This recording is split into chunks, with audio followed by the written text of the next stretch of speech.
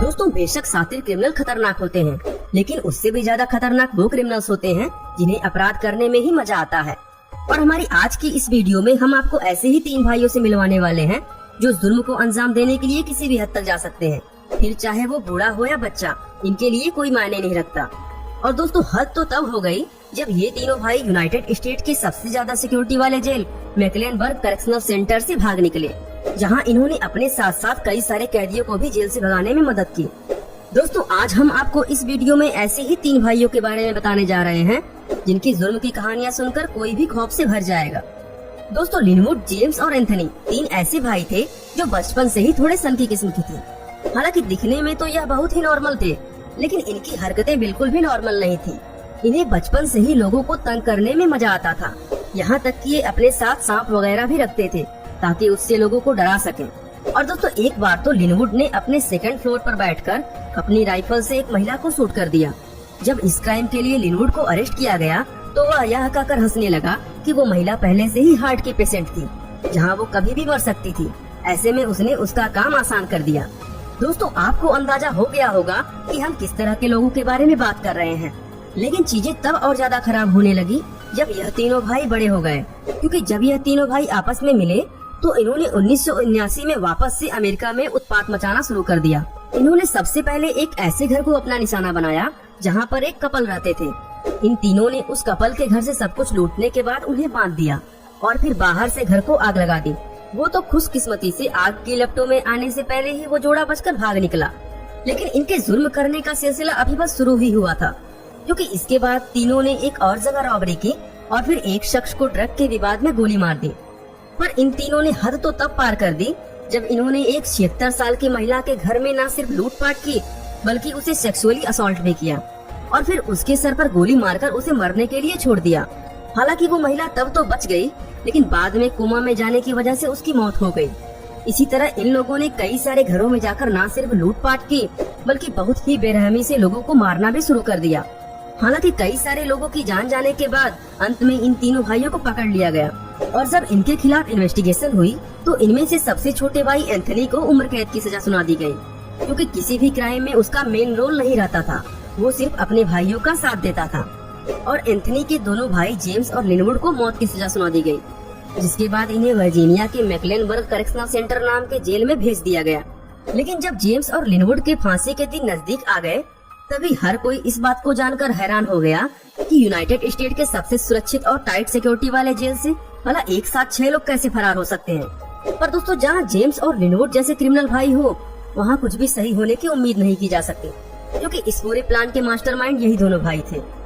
दोस्तों जब जेम्स और लिनवुड को फांसी की सजा सुनाई गई थी तो इन दोनों को एक दूसरे के बगल वाले सेल में रखा गया था, जहाँ यह दोनों आपस में बहुत आराम से कांटेक्ट कर सकते थे। और शायद जेल अथॉरिटी की यही सबसे बड़ी गलती साबित हुई, क्योंकि यह दोनों भाई और इनके 4 साथी हमेशा जेल से बाहर निकलने की बात करते थे, जहां ये जेल में काम करने वाले एक ऑफिसर पर नजर रखते थे। कुछ को तो इन्होंने पैसे वगैरह देकर साइड कर रखा था, और जो पैसे से नहीं बिकते थे इनके पास उनसे निपटने के भी बहुत से तरीके थे। साथ ही साथ यह लोग इस चीज का भी पूरा ध्यान रखते थे कि किस ऑफिसर का कॉस्ट्यूम इन्हें फिट आएगा। इन सभी ने कैमरे पर भी पूरी नजर रखी हुई थी कि कब कैमरे का एंगल किस साइड होता है और किस वक्त जेल से बाहर निकलने का सबसे बेहतर मौका मिलेगा। दोस्तों उसके बाद आता है 31 मई 1984, जब एक ऐसी ऐतिहासिक घटना होने वाली थी जिसकी कभी किसी को उम्मीद भी नहीं थी। दोस्तों इन सभी कैदियों ने अपनी दाढ़ी सेव कर ली और अपने बाल को भी अच्छे से बना लिया था, ताकि जब यह जेल से बाहर निकले तो कोई भी पहचान न पाए, क्योंकि इन्हें बाहर निकलने का सिर्फ एक ही रास्ता दिख रहा था, और वह यह था कि इन्हें ऑफिसर का भेष बदलकर जेल से बाहर निकलना होगा, वरना इतनी टाइट सिक्योरिटी में इनका इस तरह बाहर निकल पाना नामुमकिन था। दोस्तों जैसे ही रात के 8 बजते हैं, इनमें से एक कैदी जाकर कंट्रोल रूम के बगल वाले बाथरूम में छुप जाता है और इधर दोनों भाई जेल में लड़ाई का माहौल क्रिएट करते हैं, जिससे सभी ऑफिसर्स वहां पहुंच जाएं और वो कैदियों की काउंटिंग सही से न कर पाएं। और उतने में ही एक कैदी कंट्रोल रूम के बाहर आकर गार्ड से कहता है कि उसे एक कैदी को कुछ देना है, इसलिए वो कंट्रोल रूम को खोले। इतना सुनने के बाद कंट्रोल रूम के बगल वाले बाथरूम में छुपा हुआ कैदी बाहर आता है और गार्ड को दबोच लेता है, जिसके बाद वो कंट्रोल पैनल में जाकर जेल के सभी दरवाजों को खोल देता है। और दोस्तों उसके बाद कैदियों ने तो गार्ड के ही कपड़े उतारकर उन्हें जेल में बंद कर दिया। फिर इन लोगों ने एक ऑफिसर को बंदी बनाकर उसके बाहर मौजूद गार्ड से यह कहवाया कि जेल के अंदर बॉम्ब मिला है और हमें उसे बाहर ले जाना है, और यहीं से इनका बाहर निकलने का सिलसिला शुरू हुआ। दोस्तों, इन सभी 6 कैदियों ने हेलमेट और गैस मास्क प्रोटेक्शन शील्ड पहन लिए, जिसकी मदद से कोई भी इनकी शक्ल पहचान ना सके और ये आराम से बाहर निकल जाए। हालांकि जैसे ही ये लोग आगे बढ़े, इन्होंने एक टीवी को कपड़े से ढक लिया और उसे स्ट्रेचर की मदद से बाहर ले गए। जब उन्हें बाहर दूसरे गार्ड्स मिले तो उन्हें लगा कि यह बम है, लेकिन दोस्तों असल में तो वो टीवी था। और दोस्तों उस कवर के ऊपर इनमें से एक क्रिमिनल ने फायर एक्सटिंग्विशर इस्तेमाल करना शुरू कर दिया था, ताकि चीजें और ज्यादा कॉम्प्लिकेट लगे और कोई भी कपड़े को हटाकर चेक करने की कोशिश ना करे। और इनका यह पूरा प्लान सफल हो गया, जहां यह 6 कैदी हाई सिक्योरिटी वाले जेल से बाहर निकलने में कामयाब हो गए। दोस्तों ये बात आग की तरह पूरे यूनाइटेड स्टेट में फैल गई, क्योंकि यह दोनों भाई अब आजाद हो गए थे।